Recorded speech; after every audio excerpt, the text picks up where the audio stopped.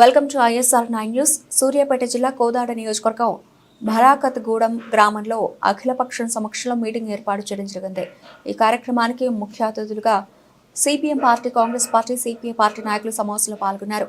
CPM party జిల్లా కార్యవర్గ సభ్యులు కామ్రేడ్ బురి శ్రీరాములు మాట్లాడుతూ, ఈ పట్టభద్రుల ఎమ్మెల్సీ ఎలక్షన్లలో అన్ని సంఘాలు, అన్ని పార్టీలను ఏకం చేసి కాంగ్రెస్ అభ్యర్థి తీన్మార్ మల్లన్నను గెలిపించుకోవాలని శ్రీరాములు పిలుపునిచ్చారు. మద్దతత్వ పార్టీ అయిన బీజేపీని, బీఆర్ఎస్ పార్టీని ఓడించి నిరుద్యోగులు, యువకులు తమ సత్తా చాటాలని, తెలంగాణలో మాత్రం బీజేపీ పార్టీని ఏ ఎన్నికల్లో రాకుండా అఖిలపక్ష ఏర్పాటు ముందుకు పోతామని శ్రీరాములు అన్నారు. కార్యక్రమంలో కాంగ్రెస్ పార్టీ నాయకులు పందిరి వెంకటరెడ్డి, సిపిఎం నాయకులు, సిపిఐ నాయకులు, జిల్లా కమిటీ నాయకులు పాల్గొన్నారు.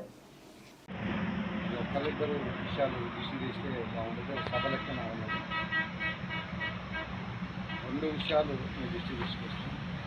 ఒకటి, బీజేపీ భారతదేశంలో అనుసరిస్తున్నట్లు విధానాలు కనుక మనం పరిణామాలు తీసుకుంటే ఇప్పుడు జరుగుతున్న ఎమ్మెల్సీ ఎన్నికల్లో బీజేపీ వాళ్ళకు ఓటు అడిగేటటువంటి హక్కు లేదు.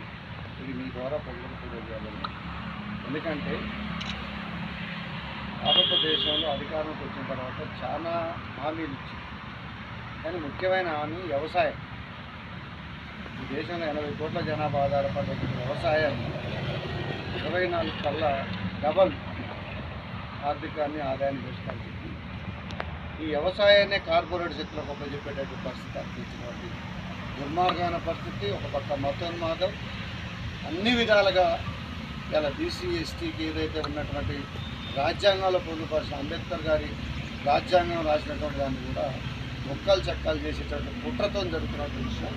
అందుకని దీన్ని మొత్తం మేధావర్గం, చదువుకున్నటువంటి యువత కూడా ఆలోచన చేయాలి. అందుకని ఆ పార్టీకి ఓటు చేయకుండా నిలవరించాలనేది. రెండవది, బీఆర్ఎస్ కూడా దాన్ని తీసిపోయింది అని కాదు. గత 10 సంవత్సరాల కింద అధికారంలో ఉంటూ ఇలా వచ్చి ఏదేదో మాట్లాడుతుంది. వాళ్ళకి మాట్లాడేటటువంటి అర్హత ఉన్నదా లేదనేది వాళ్ళే నిర్ణయించుకోవాలి. 10 సంవత్సరాల వాళ్ళ అధికారాలు, వాళ్ళు ఇచ్చిన హామీలు, డబుల్ బెడ్రూమ్ కావచ్చు, 3 ఎకరాల భూమి కావచ్చు, ఇంటికో ఉద్యోగం కావచ్చు, ప్రాజెక్టులు కావచ్చు, ఆ ప్రాజెక్టులలో 7 లక్షల కోట్ల రూపాయల అవినీతి కావచ్చు, వాళ్ళని ప్రశ్నించుకోవాలి. ప్రశ్నించుకోకపోగా చిల్లర మాటలు మాట్లాడే పరిస్థితి దిగదారు. మూడవది, కాంగ్రెస్ పార్టీ, మన మిత్రుడు సిపిఐ నాయకులు ప్రభాకర్ గారు చెప్పినట్టుగా భారతదేశంలో బీజేపీ దాని మతోన్మాదాన్ని సిపిఎం పార్టీ ఉన్నది.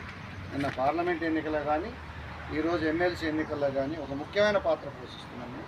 ఇప్పటికీ అన్ని శాఖా సమావేశాలు, మండల కమిటీలలో మాకున్నటువంటి ఓటింగ్ని ఇలా యూటీఎఫ్కు దాదాపుగా 20,000 ఓటింగ్ ఈ 3 జిల్లాలో అదనంగా ఉన్నటువంటి పట్టు, వీటన్నిటి కూడా మమేకం చేసి ఇలా ఖచ్చితంగా కాంగ్రెస్ అభ్యర్థికి ఉన్నటువంటి వ్యక్తిని వామపక్షాలుగా మేము బలపరచడానికి సిద్ధమైనటువంటి పరిస్థితి ఉంది.